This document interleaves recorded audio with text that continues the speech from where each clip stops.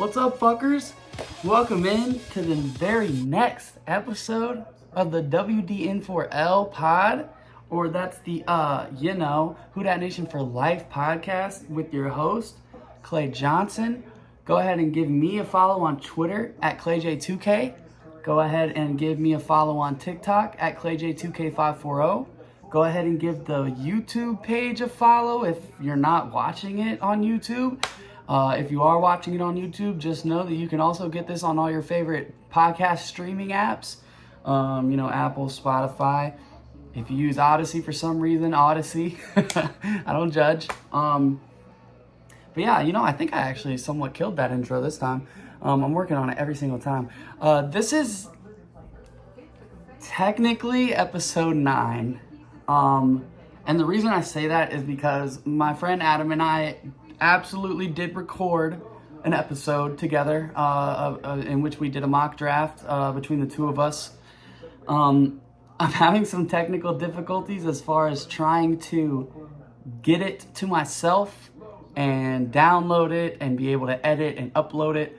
So I think I'm going to go ahead and call this episode 9 and hopefully before the draft actually happens, I can get that done and get out the episode him and I recorded to y'all, and that'll be episode 10. But you're also going to hear me say this mock draft that I'm doing in this episode, which, spoiler alert, is one of the topics, is 3.0. It's if you like Star Wars, you're going to appreciate this. The reason it's going to be called Mock Draft 3.0 is because the one I did with him is 2.0. So, in a way, I don't know. It's just semantics. It's just technicalities anyway.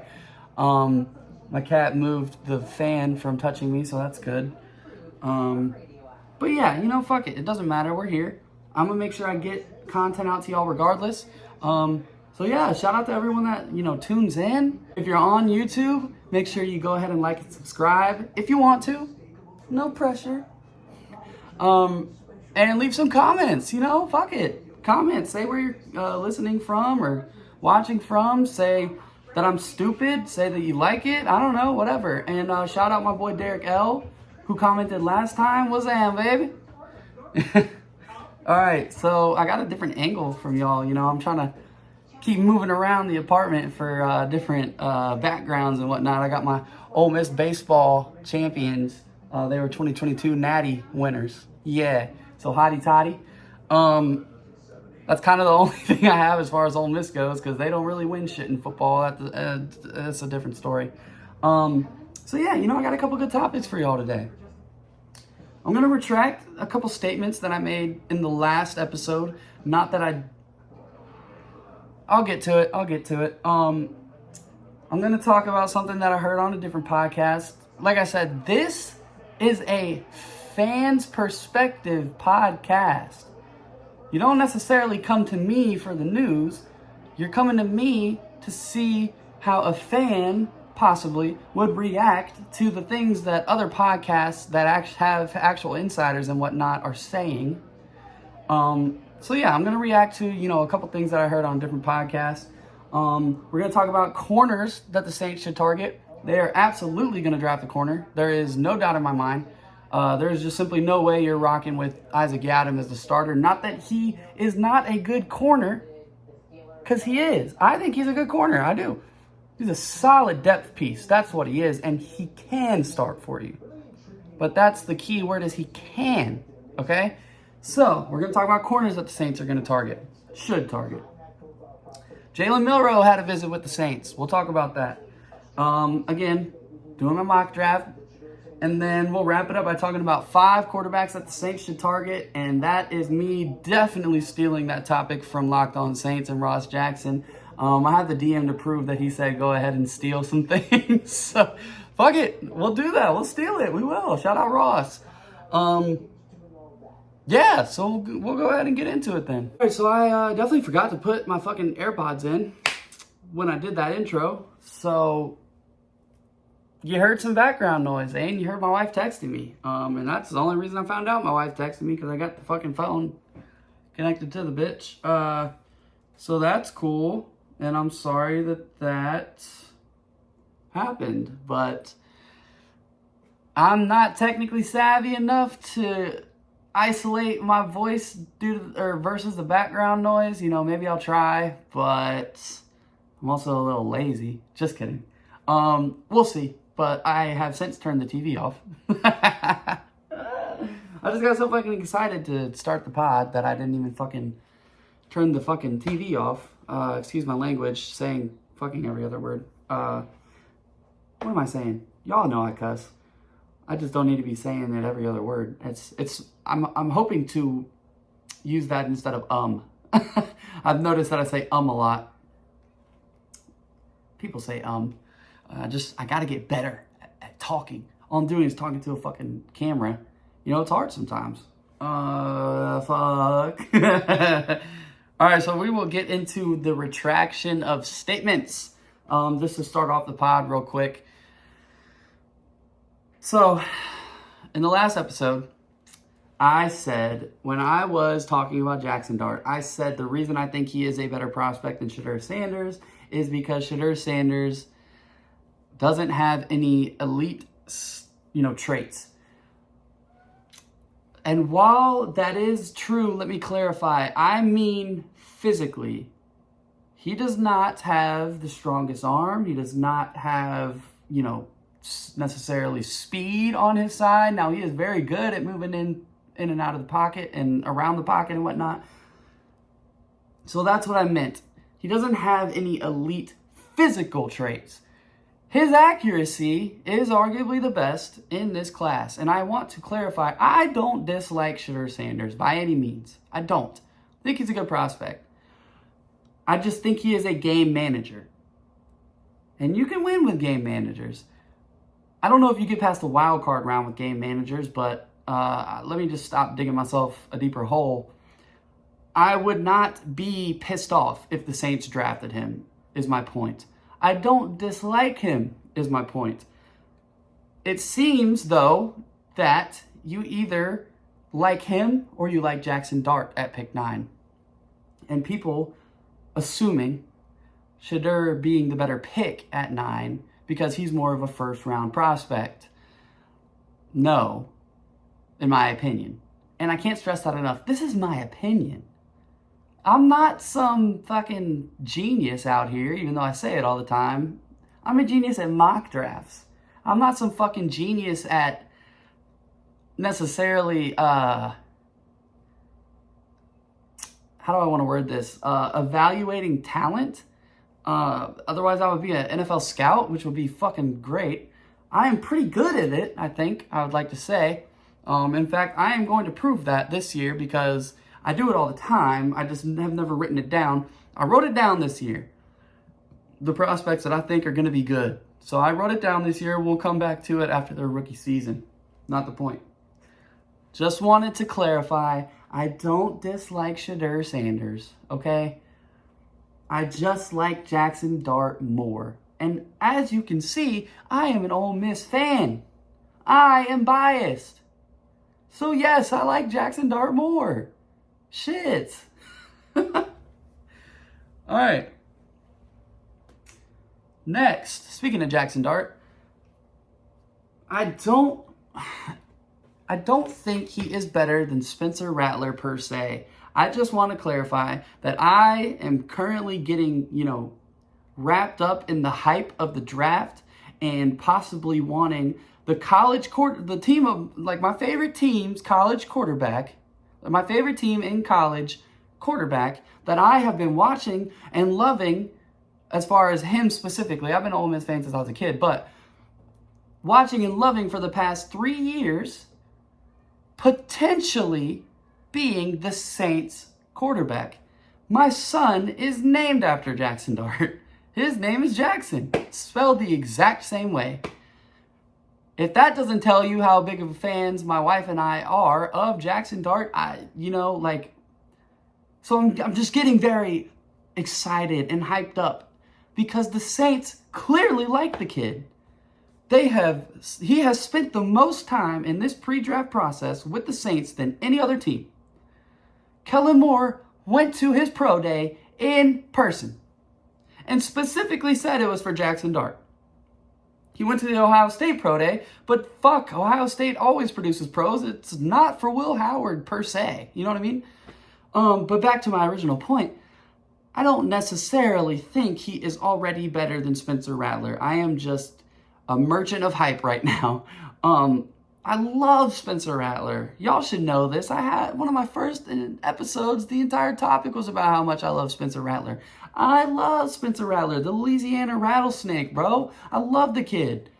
He showed so much moxie, so much confidence. He got shit on in the position that he got put in and still came out with decent numbers. He still was top 5 in all rookie passers. He was number 2 in drops. I've already said this before, but I'm just clarifying just how much I do like Spencer Rattler.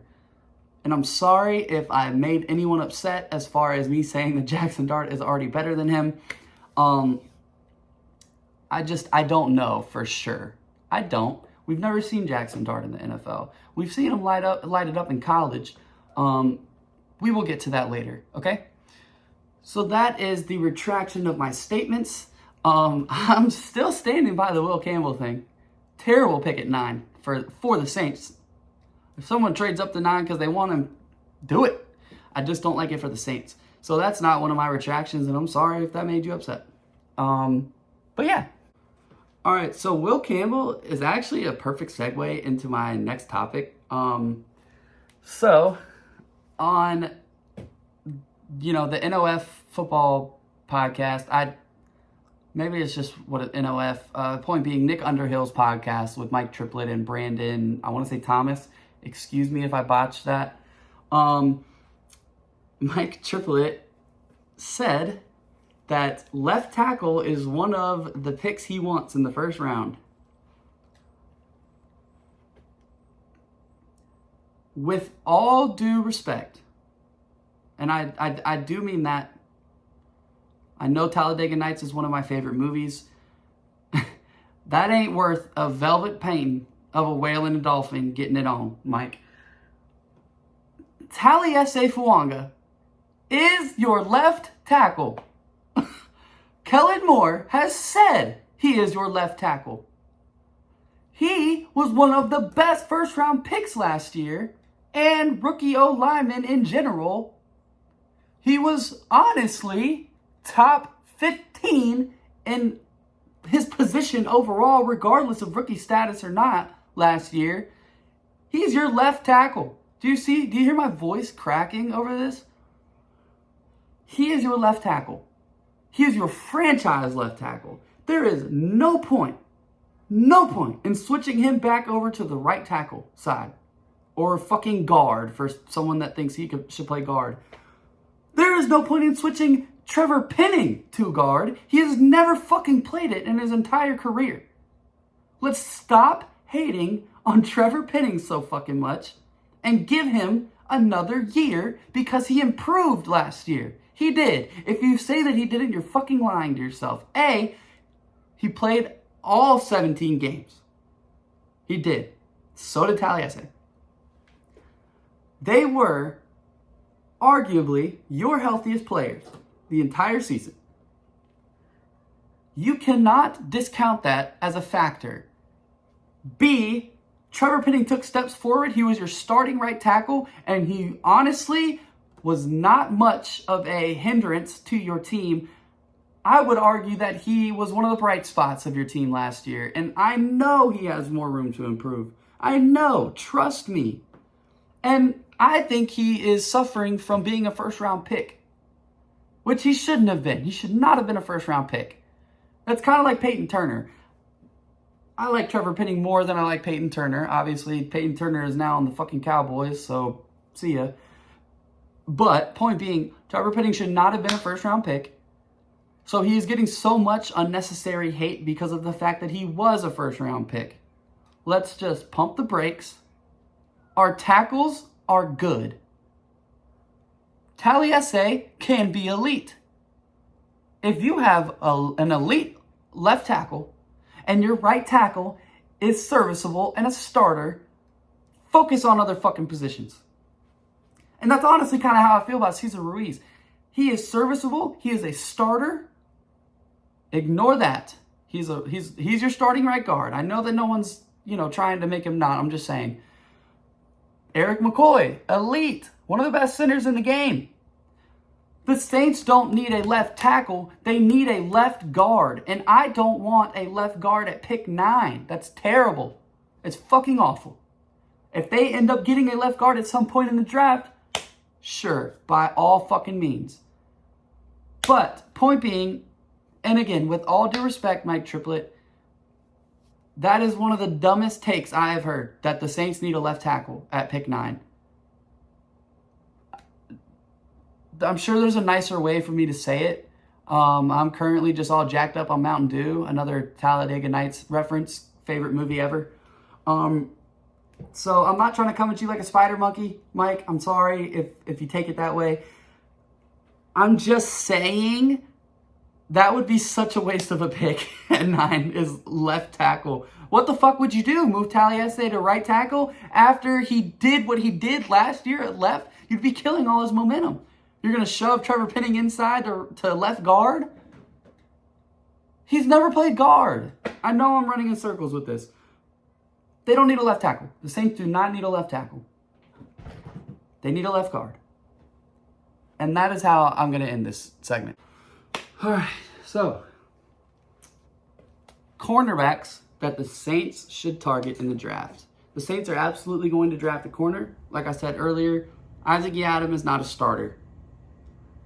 I love him. He's from Virginia. He's from right up the way. My wife's uncle, who is younger than me, went to, only by a couple months, went to school with him in probably, I think he said middle school. Point being, I like Isaac Yiadom a lot. I do. And he seems to be a great guy. And he honestly seems like he wants to play for the Saints. So this is not a knock on him at all. I'm just saying the Saints are absolutely going to draft a corner at some point. And my opinion, it's going to be in the second round. And it's going to be or third possibly. Depends, what kind of players land to you in the second round. He's going to be your start. He's going to be your starter. My ideal scenario is in this there's going to be 5 DBs on the field. So 2 safeties, 3 corners. Kool-Aid McKinstry, your number 1 corner. Again, that was one of my hot takes. I think he's a lot more technically sound than Alontae Taylor.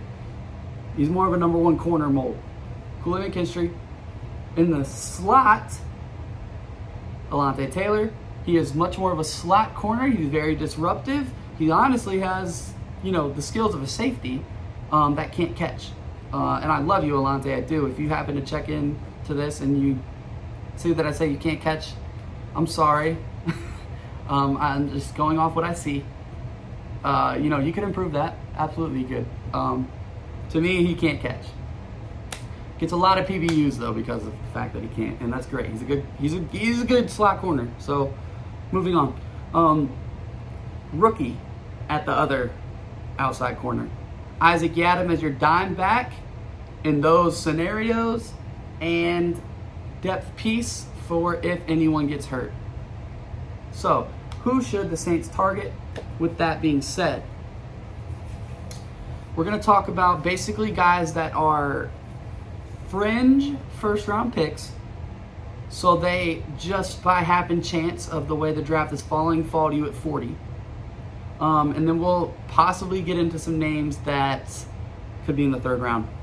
I'm going off the top of my head. I'm not using my iPad. Keep that in mind. So, Will Johnson's out of the question. Jahdae Barron's out of the question. Because we're not talking about straight up first-round picks. We're talking about fringe first-round picks. So, we're going to go ahead and start with an Ole Miss guy. Trey Amos. Absolute Paulson Adebo mold. He is lanky, physical, but plays like Kool-Aid McKinstry in the sense of very technically sound. Very rarely gets penalties. Very rarely gets in trouble. Very rarely gets beat.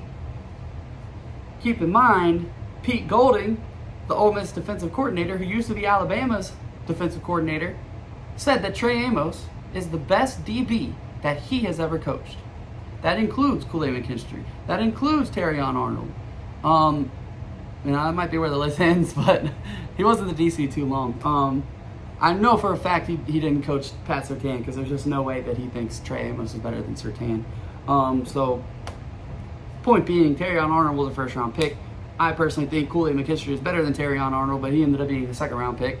Anyway, said Trey Amos is better than those two. Trey Amos, probably could get him at pick 40. I've seen him slide to 71. I would be pretty surprised, but you could probably get him at 40. Next, Siobhan Ravel. I have drafted him in one of my mocks before. I fucking love this kid. He is 6'3". Need I say no more? Love that mold. God, he could probably... Honestly, Trey Amos and Siobhan Ravel could probably both end up being your number one corner.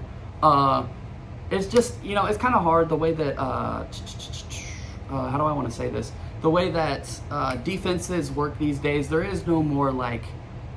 I'm going to put this corner on an island, and he's just going to shut down that receiver. They play sides now, especially in Brandon Staley's defense. It just is what it is. We're just past that point. Possibly because teams don't want to have to pay corners that way anymore. But, it's just kind of like the evolution of the NFL. Maybe it's because it's becoming more run-heavy, and it doesn't make sense to have corners following guys. So yeah, Marshawn Lattimore was probably the last time you'll see that, at least for a while. The NFL is always evolving, and history always repeats itself. So yeah, Lattimore's probably the last time for a while that you'll see a guy on the Saints that is going to follow the number one receiver no matter where they line up. So yeah, anyway, Siobhan Ravel, I think he is a beast. He was hurt last year, and that is making his stock fall. If he didn't get hurt, I'm pretty sure you'd be seeing him taken as one of the top, at least 3 corners. He still might end up being one of the top 3 corners draft-wise, but he might have gone in the first round is what I'm saying. So yeah, Siobhan Ravel, Eastern Carolina. Next, Maxwell Hairston, Kentucky. I'm a little bit bitter that Kentucky beat Ole Miss, but they played a good game. Ole Miss played a bad game. The better team that day won. Maxwell Hairston was a big part of that. He didn't necessarily shut down Trey Harris because, again, corners don't follow receivers, but Trey Harris did have to line up all around the field in order to have production. That's also just like an offensive scheme these days anyway, especially Lane Kiffin. He's going to get his guys open. Every offensive mind is going to get their number one receiver open. So, take that with a grain of salt, I guess. But point being, Maxwell Hairston has the potential to be a number one corner for a team. He ran the fastest 40 out of all the corners. Catch-up speed is like... It goes a long way. And I'm not talking about when you flip a ketchup bottle over, how long it takes to get to the fucking... You know what I mean. Anyway, unless it's a glass bottle, you can hit it with the... Yeah, so that's not what I'm talking about. I'm talking about if a corner gets beat initially, let's say he tries to press and the receiver does a good job getting off it, swipes his hands down, and the receiver gets past him, catch-up speed is everything in that. It is literally everything in that scenario. Catch-up speed is genuinely how Deion Sanders made his career. If you have that sort of speed, you can bait quarterbacks into still throwing the ball because they think that you're out of the play. As soon as they cock back to throw it, you already know, shit, let me take off running. And you're in position to get a pick if you have the hands for it. So I like Maxwell Hairston a lot.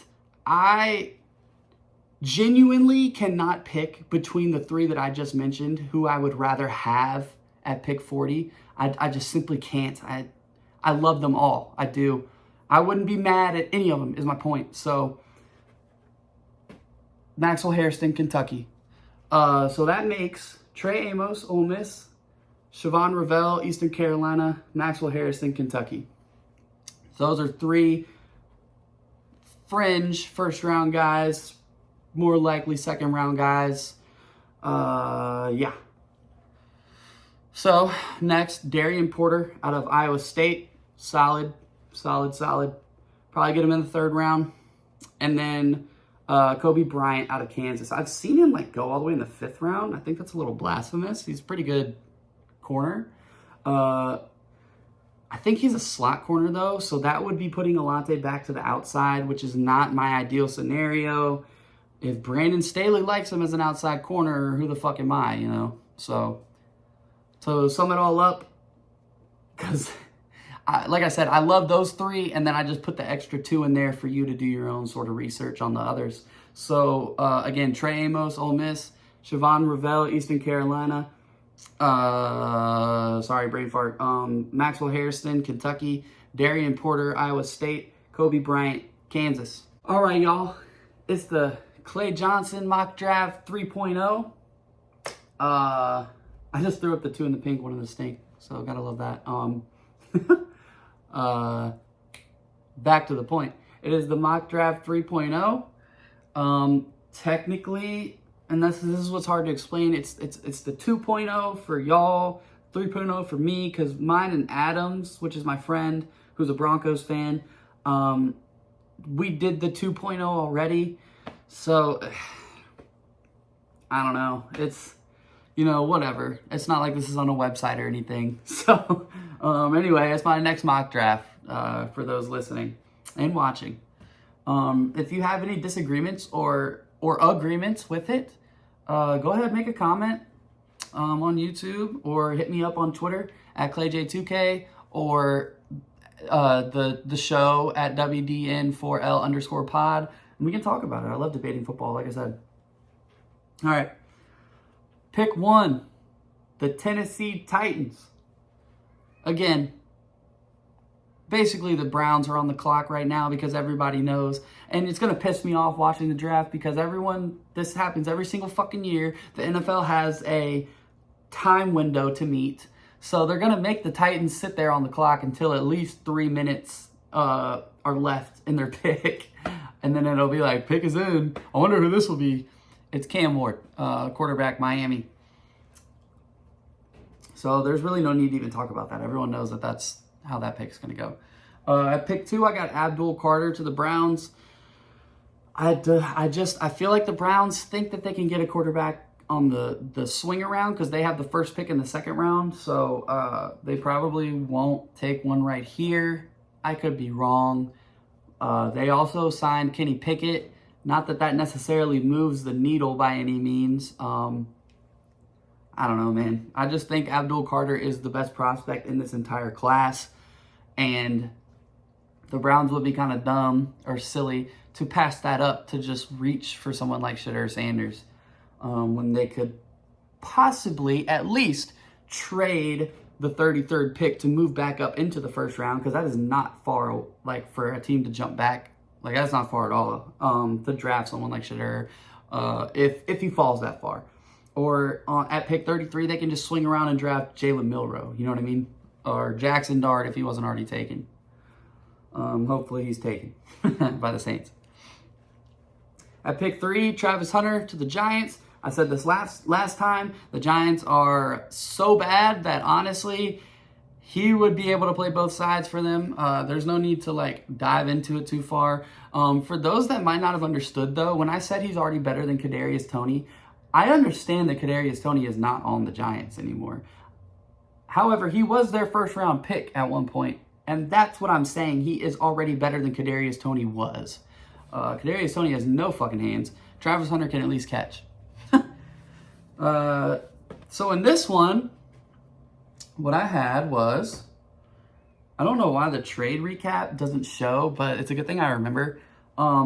I had, and I've said this multiple times, I feel like the New England Patriots are the, like, ideal spot for a team that wants to jump up and panic and draft Shadur Sanders before someone else can. So what I did was the Steelers. The Steelers traded the 21st overall pick, their 3rd round pick, and a 1st round pick next year to jump up to the 4th draft spot and draft Shedeur Sanders. Patriots already have a quarterback. They can slide back to 21. They can still get an offensive lineman. So, you know, they didn't have to sit there and like reach by any means. Not that Will Campbell is a reach, but I'm just saying. Yeah, and obviously it just depends if the Patriots are willing to jump back that far. They don't have Bill Belichick anymore. He was willing to make trades like that, but we'll see. I mean, maybe that mentality got instilled into their front office just in general. So, point being, Steelers jumped up to 4. They drafted Shedeur Sanders, quarterback, Colorado. And that would probably be the first time in Colorado's history that they had back-to-back top 5 picks. That's definitely true. At pick 5, Mason Graham to the Jags. He's just best player available. They have so many holes, so many needs. It just makes sense. Your defense, in order for your defense to be successful, you start by being good at stopping the run. And that's what Mason Graham can help them do. Pick 6 has hurt my heart. I have the Raiders taking Ashton Jeanty, running back, Boise State. You know Pete Carroll, he loves his running backs. Unless it's time to run it on the 1-yard line in the Super Bowl, Pete Carroll loves his running backs. So I just, in a way it does make sense. So Ashton Jeanty to the Raiders. Pick 7, the Jets, Will Campbell, offensive tackle, guard, LSU. Pick 8, I'm sitting here like I'm not reading it. Pick 8 to the Panthers. I have them taking Tetairoa McMillan. This is sort of my theory that they could want to be petty and assume that the Saints want Tetairoa McMillan. I know it's a very rich price to pay by playing the petty game this early in the draft, but teams do it all the fucking time. So, or maybe the Saints find a way to convince the Panthers that they want Tet or something, and it just forces their hands. It's not a bad pick for them by any means. They would then have him, Xavier Legette. That's kind of it. That's my point. It wouldn't be a bad pick by any means. I guess they still have Adam Thielen, but come on, man. At pick 9, the Saints, we drafted Jahdae Barron out of Texas. He could absolutely be one of your starting corners if you want him on the outside. If you want to put Alante on the outside, you put Jahdae in the fucking slot. He can play safety. It's Kevin Joseph is on the roster now, or on the coaching staff now. There's a lot of reasons why this pick makes sense and can help you in many ways, especially with Tyrann Mathieu probably retiring in the next 2 to 3 seasons. It makes a lot of sense. So Jahdae Barron out of Texas, number 9 to the Saints. Pick 10, the Bears, probably shitting themselves. They picked Armand Membu. They were like, holy shit, we got the best tackle in the class, and we got the stick and pick. No need to really think about that too much. Pick 11, the San Francisco 49ers. Armand Membu just got drafted, so they draft Kelvin Banks. Some people probably think Kelvin Banks is the best tackle in the class. It's possible. He's just better at different things than Armand Membu is. Pick 12 to the Cowboys. Matthew Golden. I am, as long as Tet isn't there, I am sticking to that. I'm sticking to it. It makes so much sense. It makes more sense than you could possibly imagine. Just sit there and think about it. Pick 13 to the, by the way, sorry, Tyler. Matthew Golden's a first-round receiver. He's arguably the best receiver in this class. I don't know why you think he's not, but he is, and y'all are going to draft him at pick 12, and I'm sorry that that's the case. Shout out my friend Tyler up there in Canada. Pick 13 to the Dolphins. We got Will Johnson, corner out of Michigan, arguably the best corner in the draft. He has some injury concerns. The Dolphins love players with injury concerns, though. Just look at Tua. And no, he didn't have injury concerns coming out of college, but just let me make my joke. Pick 14 to the Colts, Tyler Warren. They've said that they would prefer to draft a tackle. The way this board fell, no shot they're reaching for one like that. They might trade back. I just draft Tyler Warren, y'all. You don't have a fucking tight end. Are you really going to rock with VCU legend Mo Alley Cox as your starter? No. Just draft Tyler Warren. He'll probably fucking play quarterback for you because of the two shitty fucking quarterbacks that you have. Anthony Richardson, ass. Daniel Jones, ass.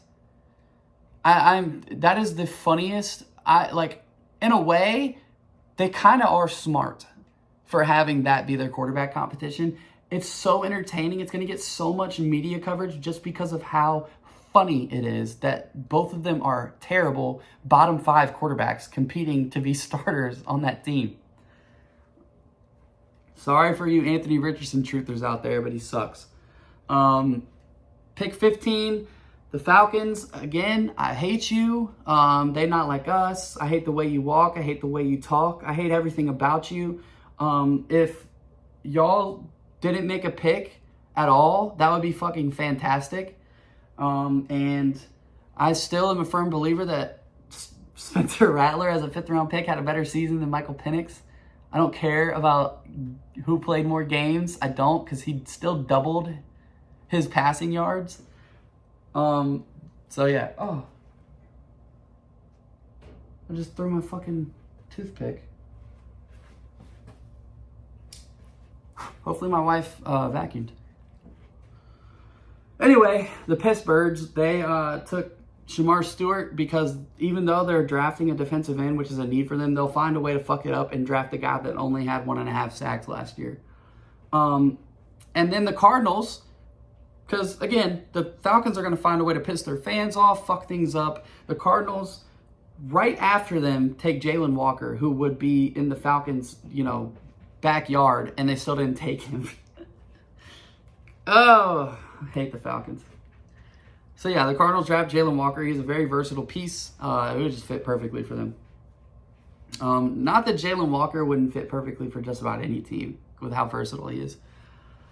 Pick 17, Mykel Williams to the fucking Bengals. Defensive end out of Georgia. Bengals are stupid. They let them wanting to pay T. Higgins end up with them losing Trey Hendrickson. So they'll draft Mykel Williams to replace him. And it'll probably go about the same way that the Titans went with drafting Treylon Burks to replace A.J. Brown. Anyway, pick 18, the Seahawks. They're drafting Mike Green out of Marshall. High motor guy. I think he might have ran a 4.5. Insane. Pick 19 to the Bucks. Jihad Campbell.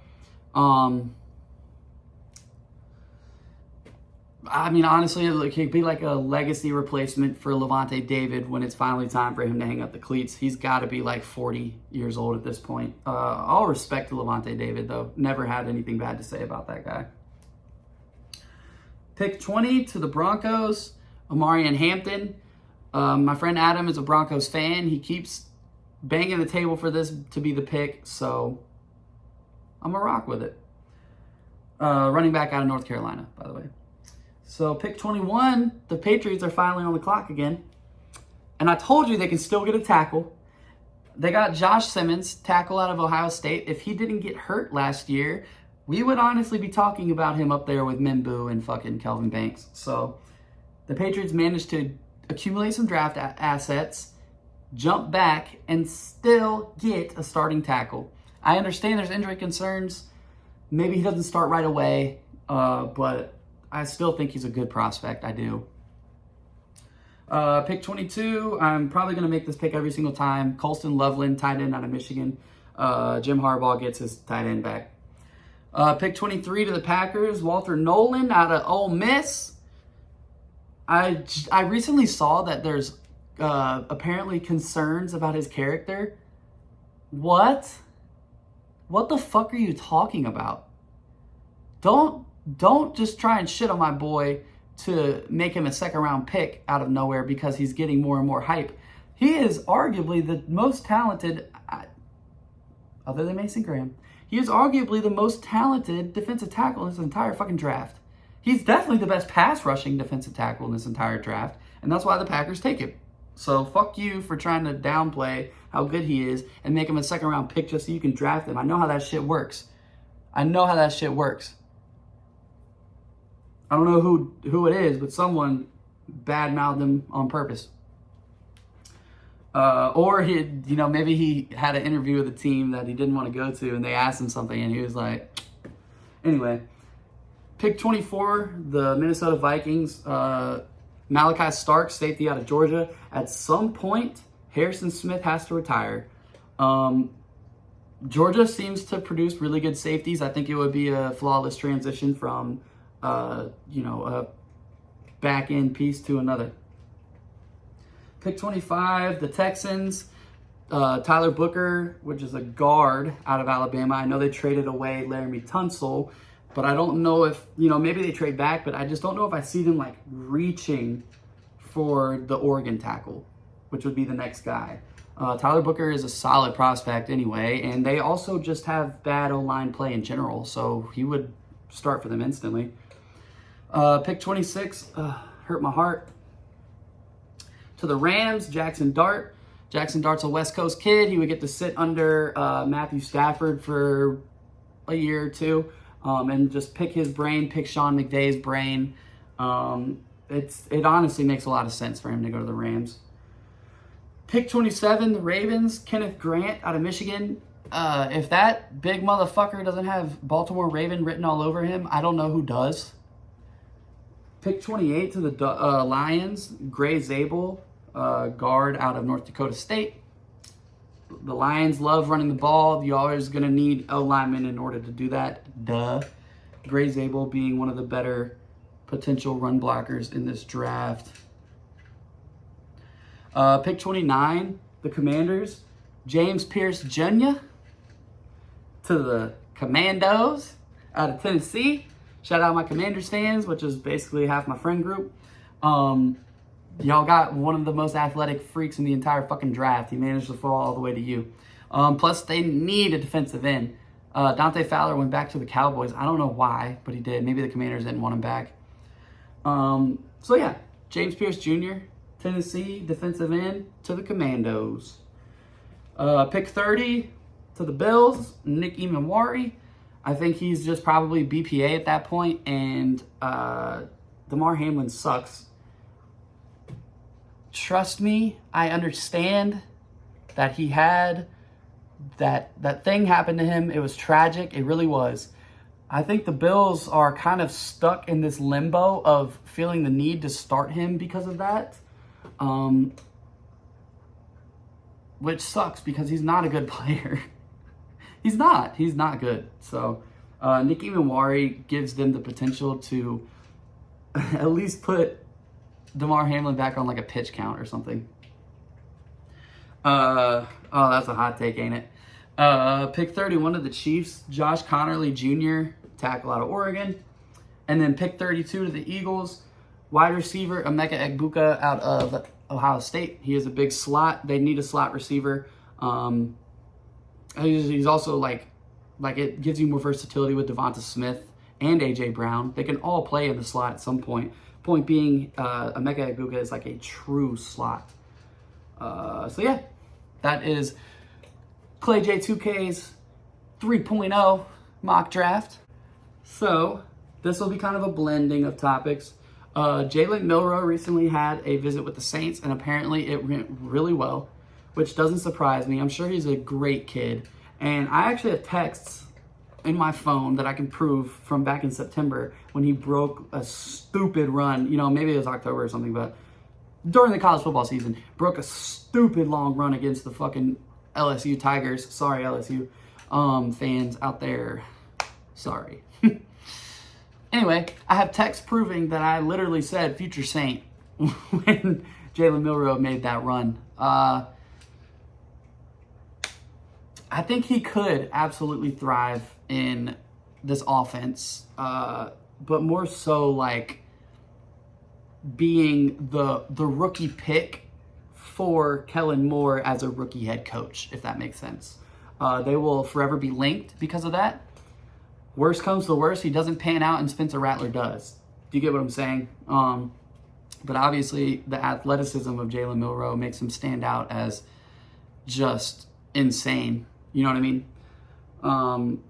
Yeah, I think he could absolutely pan out in the Saints offense. I like him. I do. He needs to polish up his passing game a little bit, but he does have a strong arm. And we'll just go ahead and like segue that into the top 5 quarterbacks that the Saints could draft.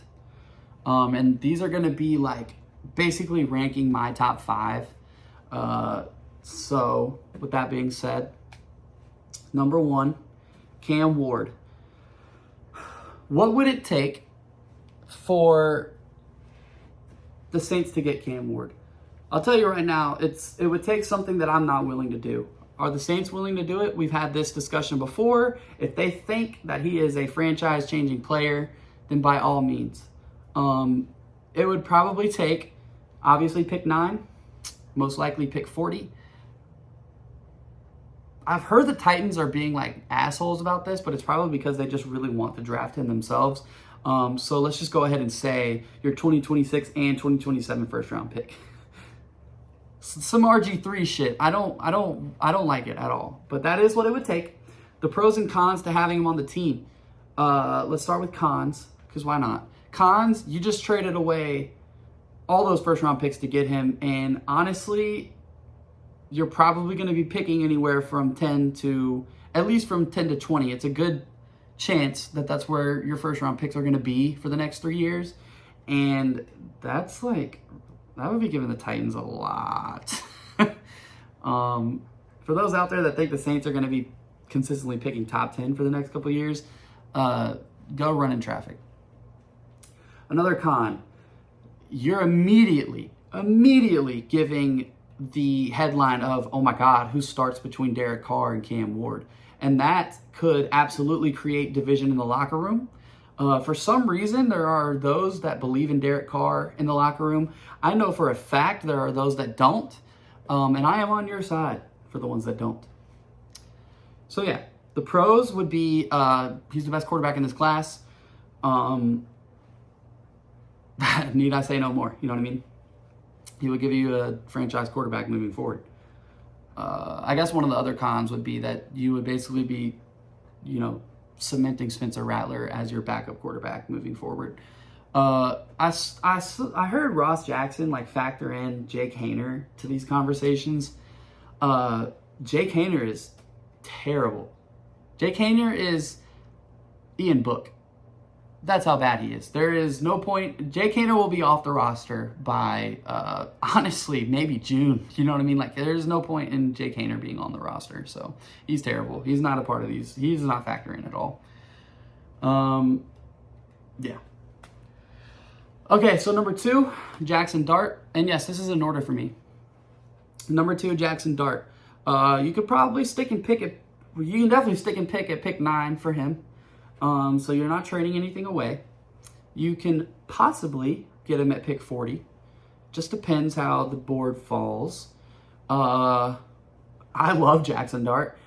Obviously, I am biased, and I could sit here and give you pros all fucking day. I don't want to continue to be this biased guy, and you're just coming back and listening to me basically talk about Ole Miss.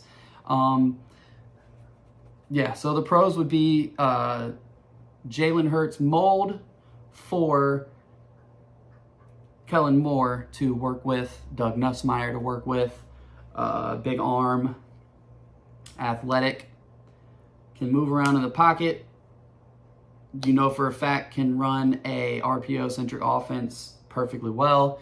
Not that you need to have an RPO-centric offense, but, if you're going to start him as a rookie, you're probably going to only have him read one side of the field and transition to reading the entire field.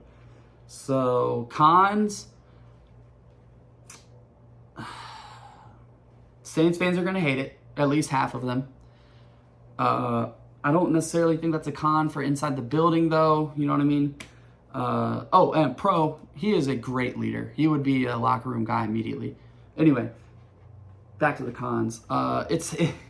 It's hard for me to pick cons because I like this kid so much. So how about this? We'll just move on so that I'm not sitting here talking about him too much as I've already done. Number 3, Shedeur Sanders. You can get him at 9. he feels like someone the Steelers would draft. So does Jaxson Dart at 21. So I don't know for sure that you could get him at 40. I don't know if he's going to fall that far, but I think Jaxson Dart's a bit of a better prospect. We already talked about it. So yeah, Shedeur Sanders, what it would take to get him, pick 9, realistically, or trading up back into the first round, depending on how far he falls. Pros to Shedeur Sanders. He is going to do every single thing that Kellen Moore and Doug Nussmeier asks of him. He is great character. He is a very well-spoken young man and very intelligent. He's very, very accurate. Arguably elite with accuracy. He's very, very good at navigating the pocket. Very good. Colorado had arguably the worst O-line in FBS last year, and so that factors into some of his stats, and he still managed to complete 70% of his passes, which I believe led the country. I could be wrong. But yeah, so those would be the pros. The cons, you're going to get the Deion Sanders media circus. It just is what it is. It comes with the territory of drafting Shedeur. You're definitely already factoring that in if you plan on picking him. So there's that. Another con, he has issues getting rid of the ball quickly. There's times where he sits there and tries to find the big play. And the NFL, that's just going to get you fucked up. It is. So there's that. I mean, that's kind of it. He doesn't really lack like a super, super big arm, but you don't like need that. You know what I mean? So, damn it. Dropping my toothpick again. Anyway. So what is that? 4 for me is Jalen Milroe. Super athletic guy. I don't want to just like say that he's like Lamar Jackson, because they're obviously different people, and it would just be kind of putting them in like the same box because they're both athletic quarterbacks. So I'm not going to do that. He has a big arm. He needs to work on polishing up his passing game, but athletic freak. So what would it take to get him? Either pick 40, or depending on how the draft falls, you could possibly trade up from 71 to get him in the late second round or something. Possibly stick and pick at 71 and get him. Pros, instantly one of the most dynamic quarterbacks that you've ever drafted because of the speed and playmaking ability. I mean, honestly, like that goes a very long way. So that would be the pro. The con, it's possible it doesn't work out. I hate when people like try and, they did it to Lamar too. I hate when people try and like say like, oh, you could probably put him at like receiver or something. He's a quarterback. He plays quarterback. Okay. So if he doesn't pan out as a quarterback, then he doesn't pan out as a quarterback. Maybe he could be a solid backup for Spencer Rattler or something if Spencer Rattler works out. And if Rattler ends up being your starter one day and he gets hurt and you need Jalen Milroe to come in, maybe he is a good backup and he gives you a completely different aspect with him in there than Spencer does. Spencer being the way more polished passer out of the two. So yeah, I mean, I don't like sitting here shitting on any of these guys. So the cons are probably going to be a little bit short for some of y'all's tastes, but it is what it is. I like pointing out the positives. And number 5, the last one, I don't care if this is controversial, because some people probably would prefer Quinn Ewers. Not me. I don't. He's injury prone. That's the last thing the Saints need. Although him being injury prone, he does sound like a Saints pick. Kyle McCord, quarterback out of Syracuse. Big arm. Led the country in passing at Syracuse, which is insane. It's not like they're an air raid offense by any means. Yeah, I mean, what it would take to get him? Probably a 3rd or 4th round pick. I just did a mock draft where I got him in the 4th. I think I got him in the 5th, actually. Point being is, he is your almost like, and I don't want to sound like this, but you get what I'm saying, like almost like if all else fails, he will be there for you to take. Smart kid. You have to be smart to go to Syracuse. Smart kid. Yeah, so pros, he's not going to be threatening Derek Carr by any means, Spencer Rattler by any means. He will be your developmental prospect. Like I said, big arm, accurate. You have to have both of those things to lead the country in passing, especially at Syracuse. Yeah. Cons, he's just not like an elite talent, you know what I mean? But I don't necessarily know if that's a con, because he would be your developmental. He out of the people that I listed, other than maybe Jalen Milroe, he out of all would be your developmental prospect. Probably at least on the same plane as Milroe, just in different ways. Like McCord is not going to be breaking all these runs, but he is a much better passer than Milroe. You know what I'm saying? So they would both be developmental prospects, just in different ways. And yeah, so I guess that gives you my top 5 quarterback rankings for this draft class. That would be Cam Ward out of Miami, Jaxson Dart out of Ole Miss, Shedeur Sanders out of Colorado, Jalen Milroe, Alabama, and Kyle McCord, Syracuse. And with that being said, we're just going to go ahead and wrap up the show. I'm glad I was able to get another one to y'all, since the one with Adam and I is currently going through technical difficulties. Like I said, hopefully I'll be able to get it to y'all at some point, and really hope it's before the draft, because of the fact that we did a mock draft. Yeah, I had fun with this. I hope y'all did, and thank you for tuning in, and we'll catch y'all next time. Who dat?